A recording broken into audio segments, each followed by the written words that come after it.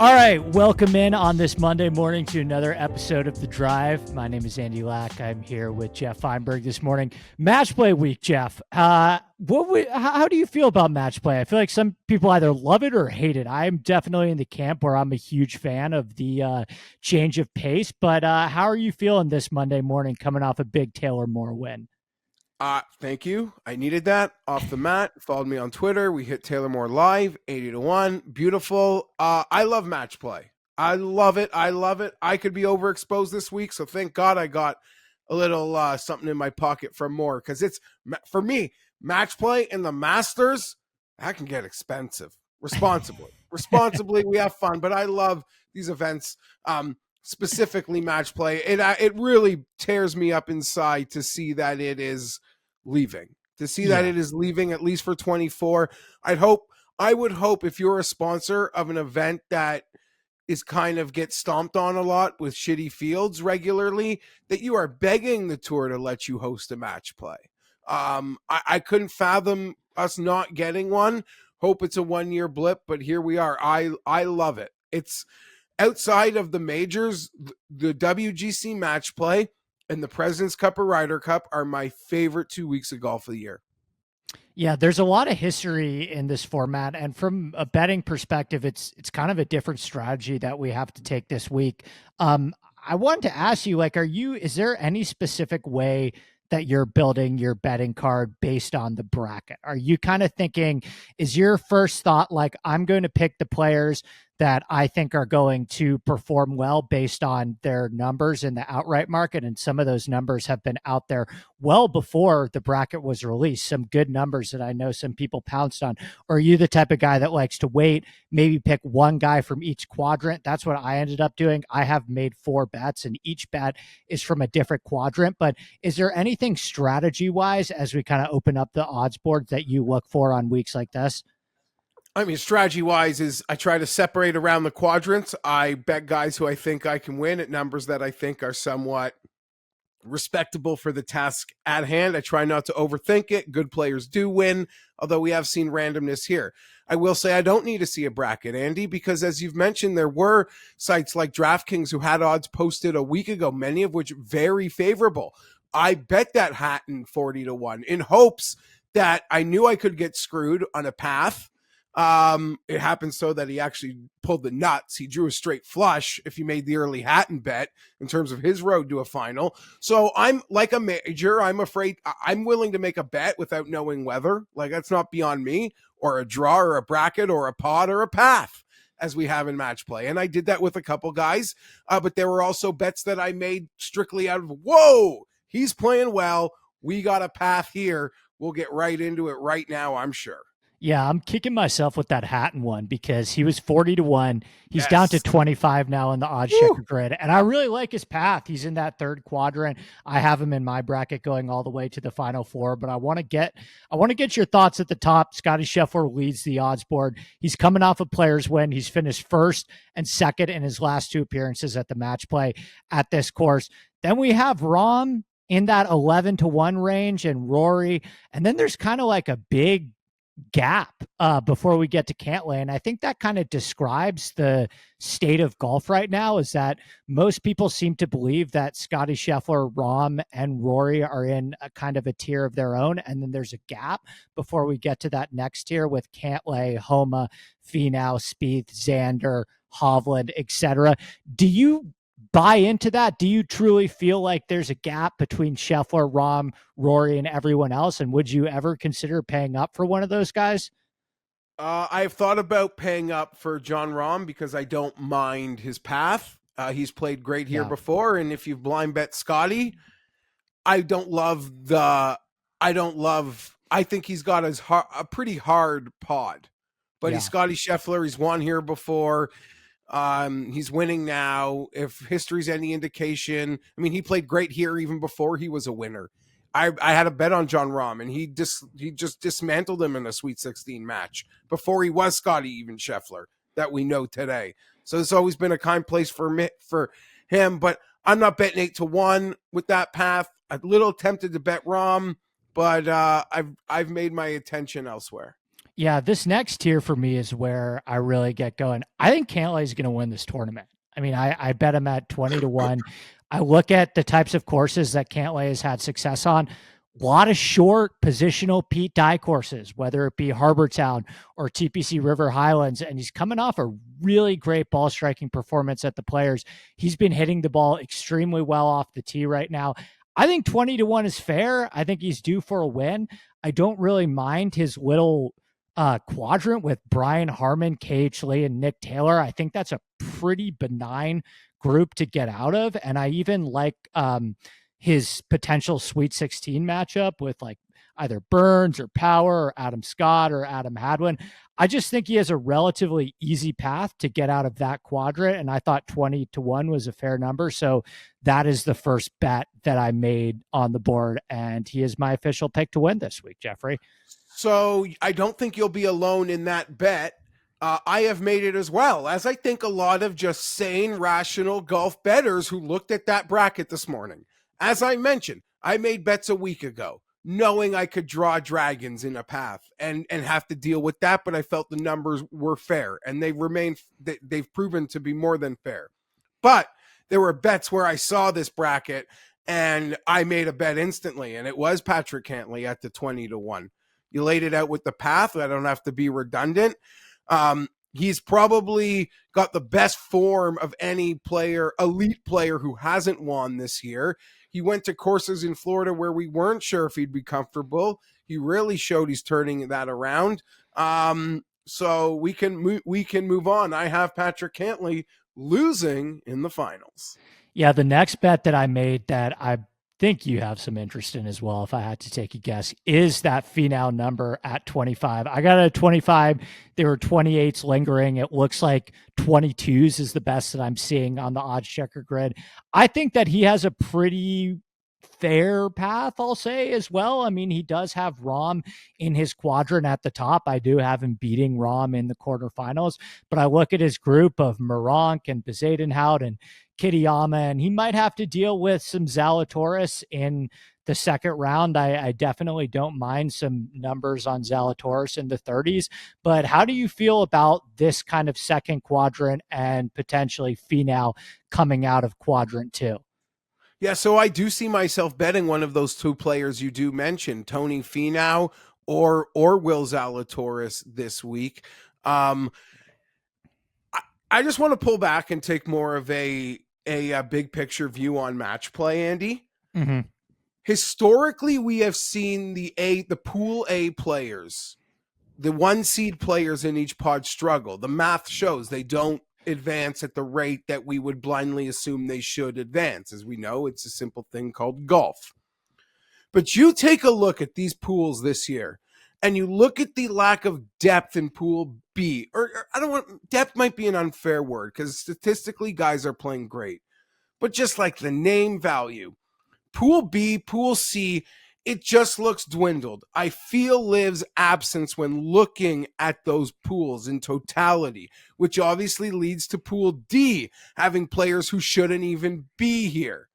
This goes back to, I like to bet on good players, therefore it's probably the Pool A players, but I think what we've seen in the past might flip because I don't think these Pool A players, many of them, face the same challenges from that next tier that we have seen historically in match play. Your thoughts? I'm with you. I found myself going a little bit more chalky at the top. I mean, I really tried. I wanted to fit a betting card where I could get a couple guys at 35 to 1 or below. I think the most interesting quadrant, I guess, is this group where you have Scheffler at 8 to 1 at the top, but then you have either Sungjae, Fleetwood, Morikawa, or Hovland, which are all very capable players that are in like the ballpark of between 20 and 50.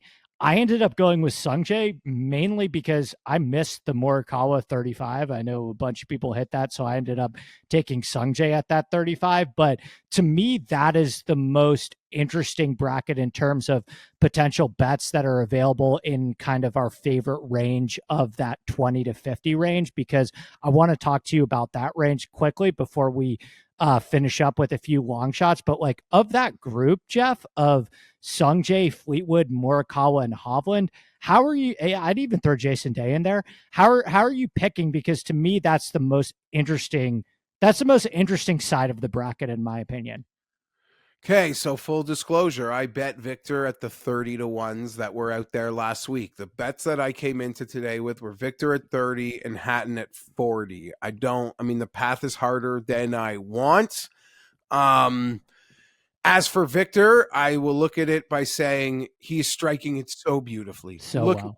at the players. I mean, at the API, and then followed that up at the players. His approach game is unconscious. I know it's match play, and the great equalizer is putting and short game. It can ruin everything. But it's also match play, which means the Victor Hovland triple bogey doesn't hurt me, Andy. It doesn't hurt me, Andy. It doesn't ruin me like it does a 72-hole stroke play triple. You're just done. Like, how do you win? It's like a one in a, like, who wins off a triple? Yes, it's happened, but you know what I'm saying. The totality of birdies that Victor should make over 18 holes, it's like, I'll just take that up against whoever you are. I'm in this Victor zone right now. I will feed more money into it, but I agree with everything you have said, from him to Fleetwood to Colin to Day. There is some challengers, and honestly, if Kuchar nipped Hovland, I wouldn't even be totally shocked. In a very weird group that is. But that's a bet I came in with pre-tournament. I got to live with the realities as it lies now. But we're also in Big 12 country, and he lives down there in Oklahoma, but it's his thing. So all that Texas stuff, give it to my Oklahoma boy too. I'm on the same page with you with Hovland. I mean, I love the way that he's hitting the ball right now. He's actually had some pretty impressive performances on some of these shorter positional Pete Dye courses. Before we wrap up, I got to ask you, if you did have to make a long shot bet, if you did have to take a flyer on a dark horse, somebody at least above 50, maybe closer to 100, is there anybody that you could see being a little bit of a Cinderella story that has your interest in the 70 to 1, in the 80 to 1, in the 90 to 1 and plus range? I mean, that's what comes with being overexposed, Andy. It's all par and parcel for the game. And looking at the grid, there are a few guys. I'll like Corey Connors, just as an example. I don't know if there's a typo, but DraftKings has him at 80 to 1, which seems fair. FanDuel has him at 40. Yeah. That's insane. He's 55 at a lot of other places. Connors made it to the Final Four last year. He won that third place matchup, which is always a great opportunity if a super elite's playing a not so great player, or I don't want to say not so great. You know what I mean? That's a great matchup bet. So that's the guy I'm looking at, but I don't like the draw. Tom Hoagie. Yeah. Tom Hoagie, you know, he's at 70 as a high water mark on the board. And I don't know if oddschecker wants me to say this, but it's just the reality of the situation. I don't think I say that to build it up. I don't. Oh my God, I said too many words. There are books. I love this oddschecker grid is what I'm trying to say. It gives me the lay of the land. And the reality of the situation, what I'm trying to say is some people bet with a local guy or a street book, or, you know, some people still dealing offshore, which we don't advise, but you can still see what their numbers are and compare it to the, you know, the barometer of what the numbers are. That's to being said, there's still 80s in landscapes with Tom Hoagie that I'd be very attracted to. If I wanted to go even deeper, over at one of my favorite sites on the oddschecker grid, Bet Phillip Rivers, Minwoo Lee is 90 to 1, coming in as low as 66 in that oddschecker grid range. I think he could win his pod. In my bracket breakdown, I had him advancing. Obviously, it's a big ask for the win, but geez, Andy, go look at Minwoo Lee to win the Masters right now. It's 80 to 1. Like, you know? Yeah. I looked at the exact same thing. Lower than 8. You know, so that's just, and then Denny McCarthy, if you want a putting magic, as my friend Pat Mayo said, if we're trying to find like the next generation Kisner, maybe we look for a Denny Mac. I'm not making all those bets, but you ask for long shots, those are who I'm swimming around. It seems like all the most appetizing ones are in that bottom third quadrant with, I think the Xander, Hoagie, Wise, Cameron Davis group is really interesting. I have Hoagie advancing out of that, and I did bet the 70 on Hoagie as well. But I do think you're right about Min Woo. I just think that his group is really weak. There's injury concerns with Fitzpatrick right now. Sahith is kind of all over the map. I haven't really loved what I've saw out of him the last week or so. JJ Spawn doesn't really scare me either. I think getting out of there for Minwoo is very, very attainable. Yeah, and I think someone could say they like Sahith instead of Minwoo. I wouldn't even argue with you. Yeah, he could easily be that firecracker that, busts this thing open. Wouldn't shock me one bit. That's the fun of it, Andy. But it doesn't even really feel like a Rory course either, doesn't it? Like it doesn't, I don't know when I see that name Rory at the bottom. I don't. I have Keegan you have Denny. I have Keegan advancing out of that group. I don't know, something about this course and Rory McIlroy. It doesn't. I don't find myself being terrified of him maybe the way I should be. Same with Xander, who kind of got smacked around last year. I remember betting him and having a ton of high expectations because he had such an easy group, and he was a complete no-show on this golf course. I had an ulcer on my show with Pat Mayo earlier today, just going over Xander's history here. That loss to Lucas Herbert last year still busts me up. And I'm happy Abe Answer's gone, because that's another guy I don't have to put money on here who's playing phenomenal and then exits in the most heartbreaking fashion. See you later, guys.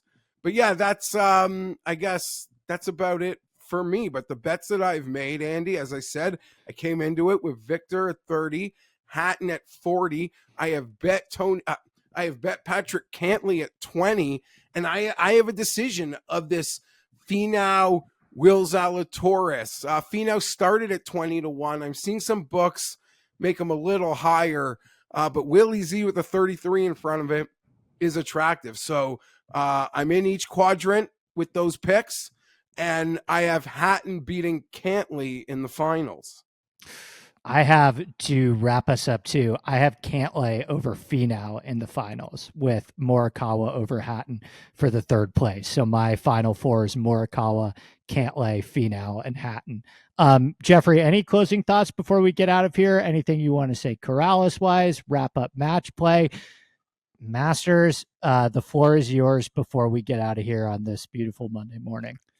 It's honestly it brings a tear to my eye to think that the PGA Tour can't find a place for match play and they need to run 45 plus stroke play events a year. Right. I love golf. We bet golf. We do this every year. We love it. But oh my God, they run a goddamn event every single week. They can't find a home for match play.